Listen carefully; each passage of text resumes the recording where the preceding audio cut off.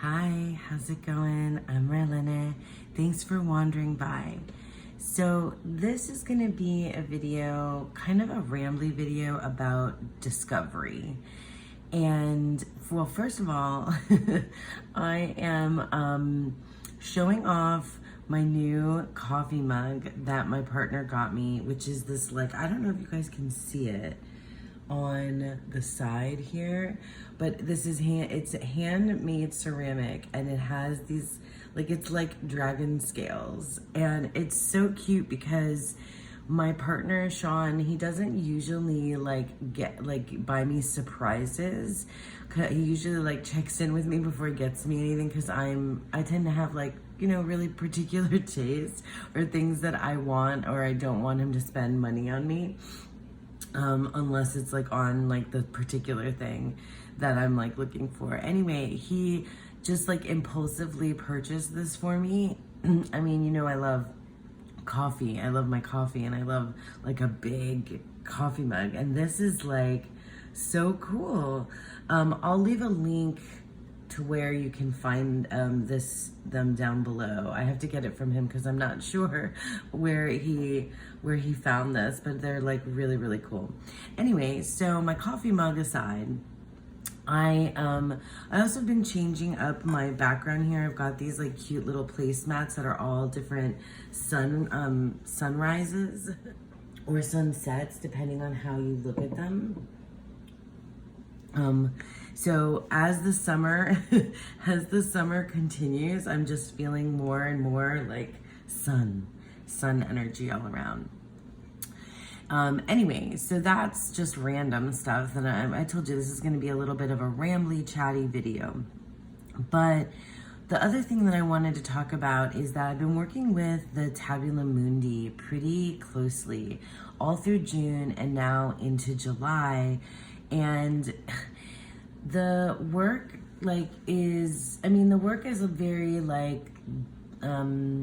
it's about discovery. And as you guys know, some of you may know that I did a Decan walk in 2023, and I was paying attention to the astrological correspondences between the minor cards 2 through 10 and the different signs and planet energy coming together for the minor cards. Now, during my Decan walk, I didn't focus on the court cards at all, and I knew that the court cards were on the wheel. Well, let me grab the wheel here. Decan wheel. Can you guys see? Let me make it less bright so it's not like too crazy. So this is a Decan wheel, and this is like the Decan wheel that I worked with the most throughout the Decan walk. And so the zodiac signs are here. And then these, you know, this part, the inner one is the one that I paid the most attention to, with the zodiac signs, the dates throughout the year, and the the minor cards and the tarot, which is this layer, this one right here.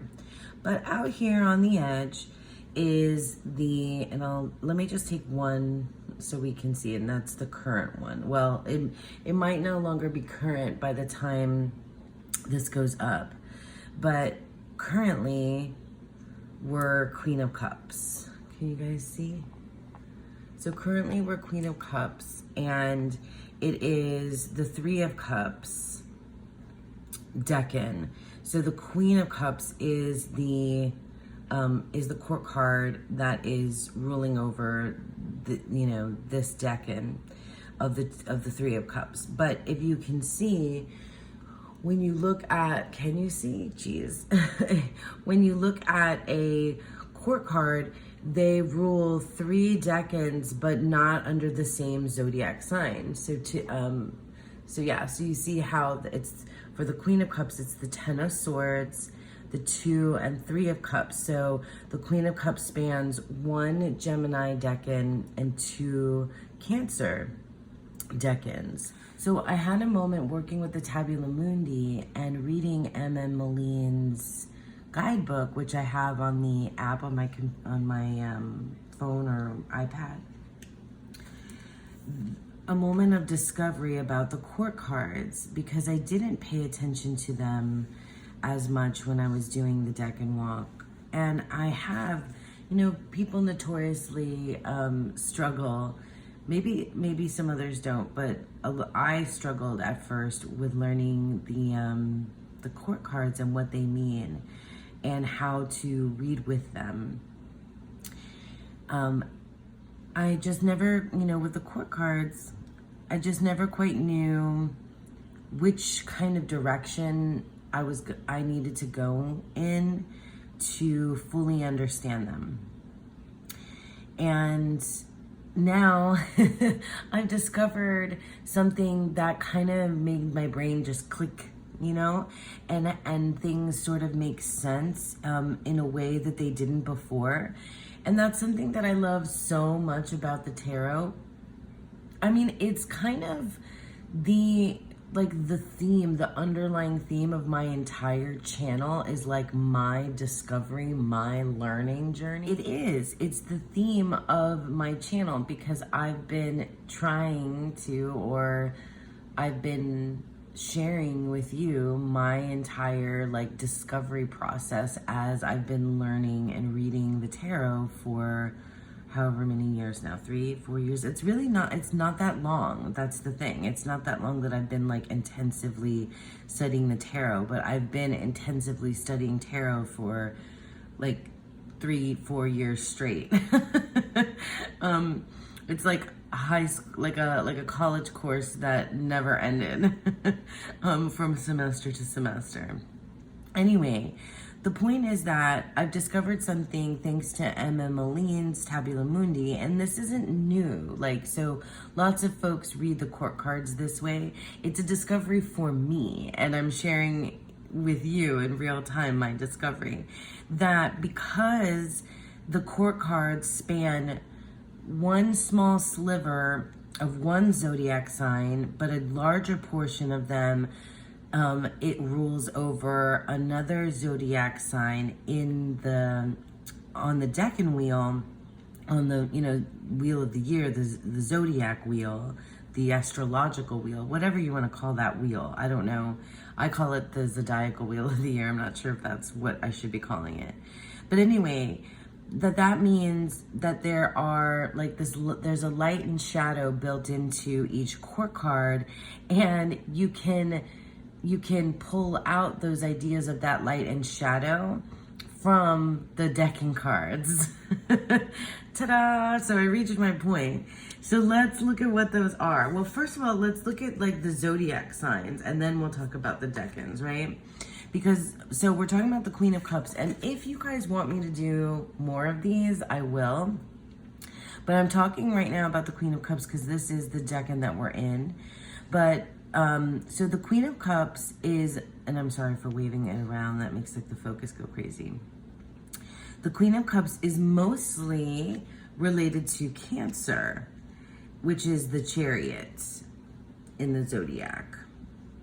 So she covers 2 decans of Cancer, but she also covers one little last decan of Gemini before the 2 and 3 of Cups in Cancer, and that's the Lover's card. So you can say that, or at least Emma Moline does, and it changed the way that I think about the court cards, is that her, the light side is this Cancer Chariot side, and her shadow is this love, is the Lovers, is the Gemini card. And it's really clear when you see which cards are in the Decan, which I already showed you what the wheel is, so you know what those are. And the cool thing that Emma Moline did with the court cards is she included little Easter eggs or little pieces of the same artwork in the court card from the 3 Decan cards that this court card rules over. So I know the thing is I've had this deck for so long, and I didn't know, right? So I didn't use it. I didn't know about it that closely. And so it's such a like cool discovery for me. And I know like some of you have been working with this deck for years or have been working with like decans and astrology for years. But I mean, it's just delightful when you put these things together and you make these connections. So here's the thing. In order to understand the Queen of Cups, you have to understand her 3 decan cards.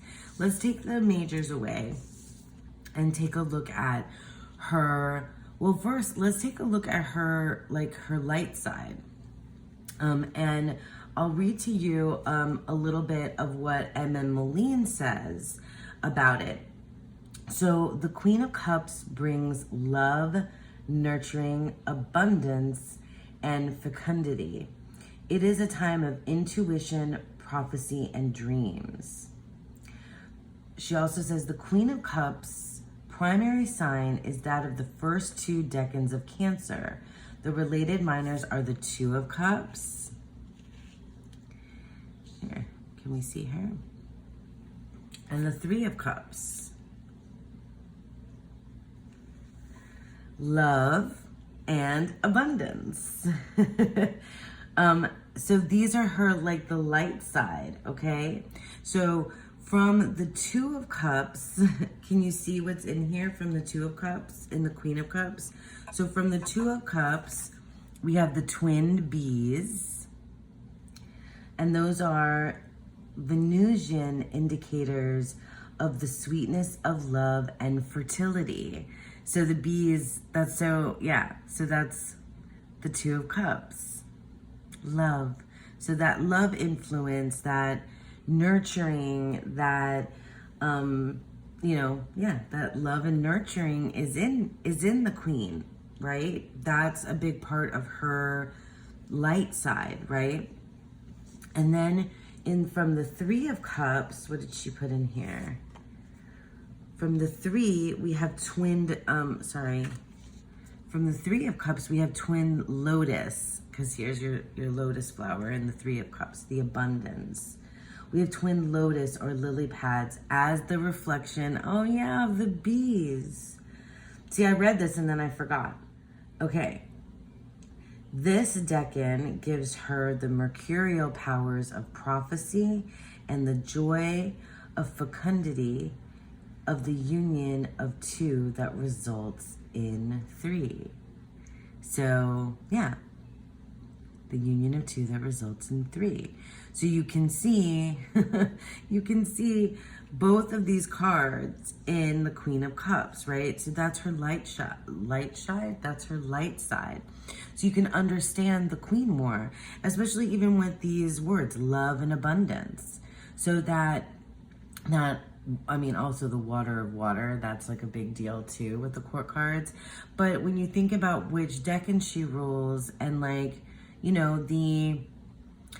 we think of the personality of a Queen of Cups person, their strengths and their weaknesses. So their strengths are the 2 cards that are in the same sign, right? Those are their strengths. And then their weakness comes from the 1 card, or their shadow, right? You can think of it as weakness too, or like their toxic traits. I mean, that's something you can think, right? Is from the card from the other one. And this one is like a perfect example because the card that is from the Gemini decan is the 10 of Swords. And it's, one of those cards that has a lot more negative connotations to people than it does positive. It skews more that way, even though we all know that the tarot cards have everything in them and it's neutral, but still it's, swings more that way. So then from let's see, what does M.M. Moline say? Because I love what she says. The 10 of Swords provides the background of the card. The background of the card. Oh, look, see? Okay, sorry. It's just so exciting to me when I find these things out. And you can, this is the thing that you can do when you're in a deep dive, like the discoveries that you make. So, the light broken by the cirrus clouds, disrupting her serenity and reflection. The light reveals which of her ideals are impractical for manifestation and signals the end of delusion. But this is a disruptive force of the serenity of her pure intuition. So that's really interesting because I think when I think of the Ten of Swords, I often think of it as the end of a pattern of thought. And I think of it in that like kind of course, you know, with the 8 and 9 of Swords as well. The 8, 9, and 10 is like, you know, that 8 and 9 are leading to this 10. That's like the end of this pattern of thought. It's a disruption. So she brings love and abundance, but she also brings this disruption of thought, right? The end of something. Let's see. So if the inner world is divided, there can be disharmony and disruption of ruin. So like if she's not on her, like in her most intuitive, nurturing place, it brings the disruption, the disharmony. When she's not in the light, when she's not on the light, when it's not like, when she's not like adhering to her like true nature, at least this is what Emma Moline is saying, then there's this like, you know, disruption, this ruin, this end of like this patterns of thought. Because I really think that, yeah, because the Queen of Cups needs to lean into her feels and her intuition more. That's where she is the most like true, like most authentic. And if she's, and I'm thinking of it in like this, you know, like ethereal way, but also you can think of it in this like personality way. If she leans too much into her, you know, logic, then it ruins everything. It ruins the love and abundance. It just ruins everything. Isn't that funny? Like you can think of it that way. Just looking at these words, like let's leave, you know, Emma Moline, who, I mean, I love her guidebook, but there's a lot of dense material in there. She is referring to a lot of different mythology. I mean, she has, you know, a wealth of knowledge. So like in order to get through even one guidebook entry, if you don't happen to know about this Egyptian whatever or this Greek mythological character, then you kind of end up maybe taking side quests to look those things up, which I have done, and that's great. But like just on the surface level, which is so cool, the different pieces of artwork and symbolism in here, but also the just the words, right? The titles, the Thoth titles of these cards. If we think of the Queen, and so we put her over here, so she's mostly these. She's mostly love and abundance, but she's also a little bit ruin. And that feels so real to me about like personality types. You know, when you're reading with a court card, you have to see the light and shadow there because they're not all one or the other.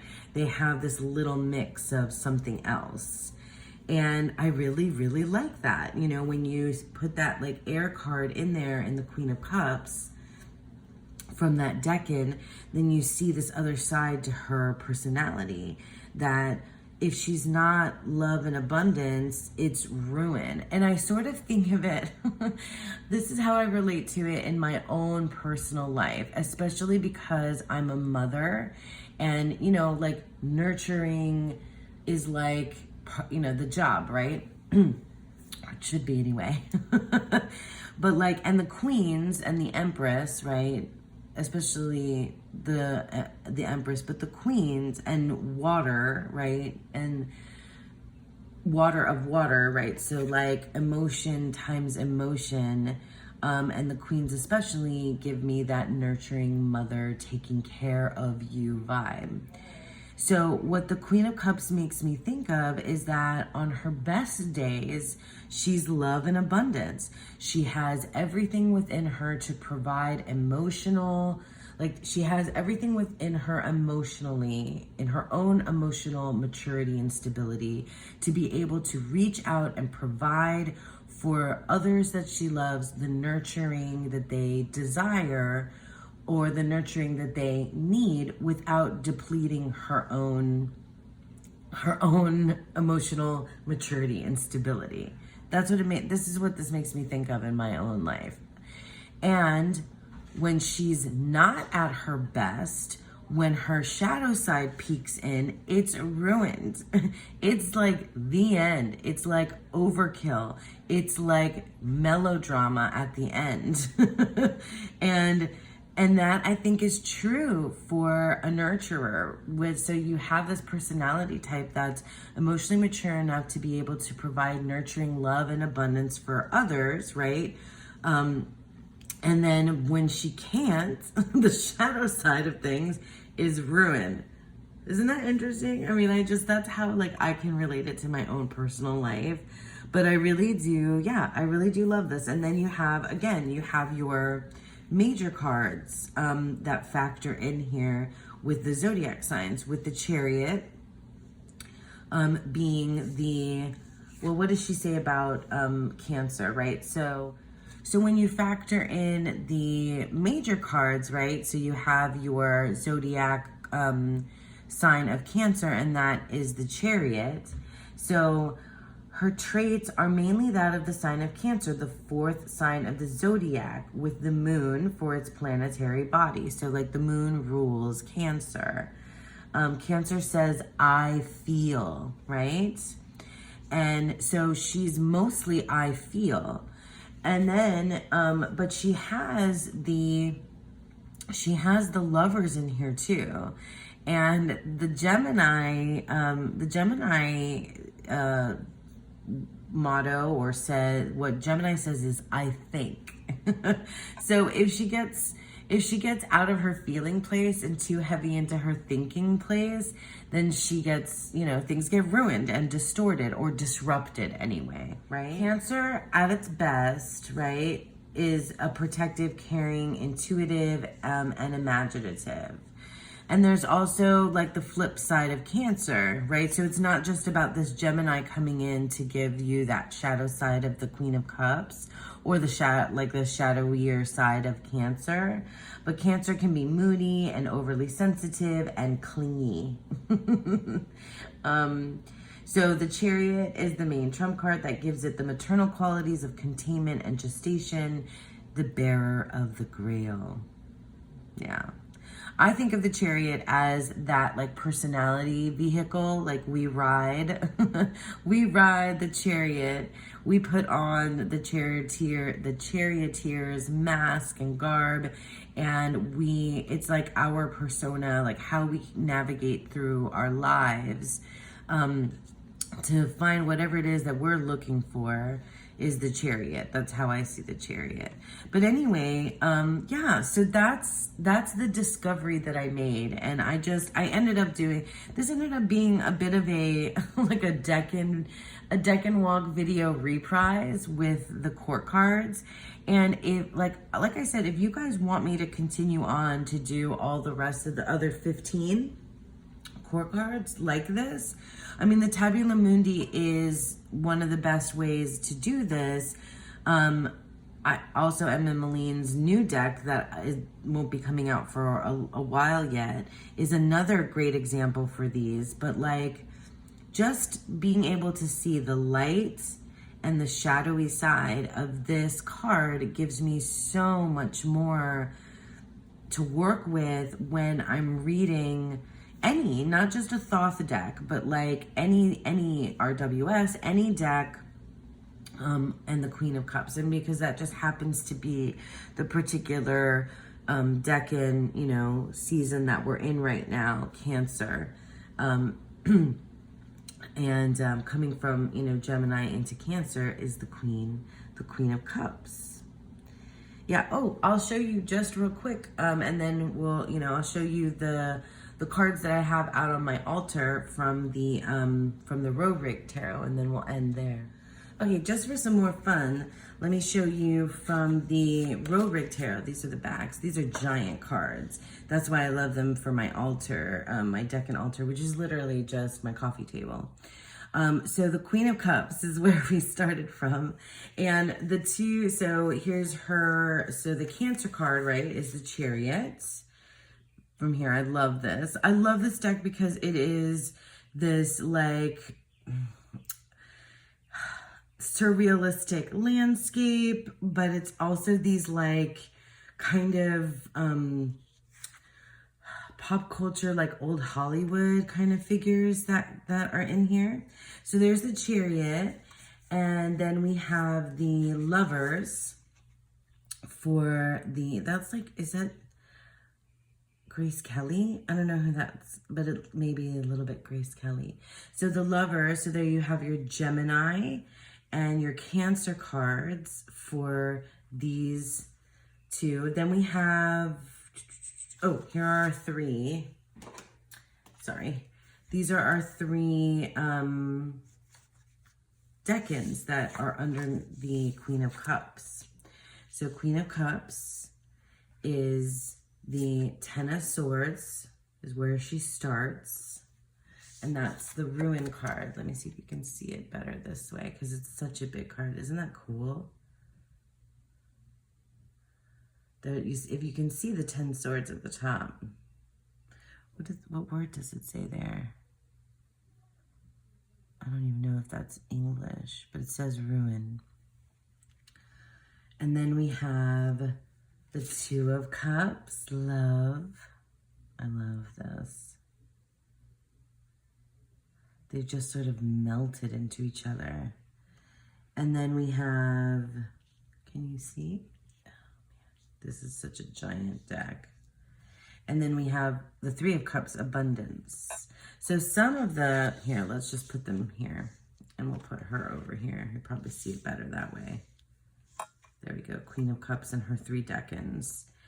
So it's interesting the color story that you see as the decans go along for the Queen of Cups. So like this would be her shadow side, that Ruin. And then here's her light side, the love and abundance.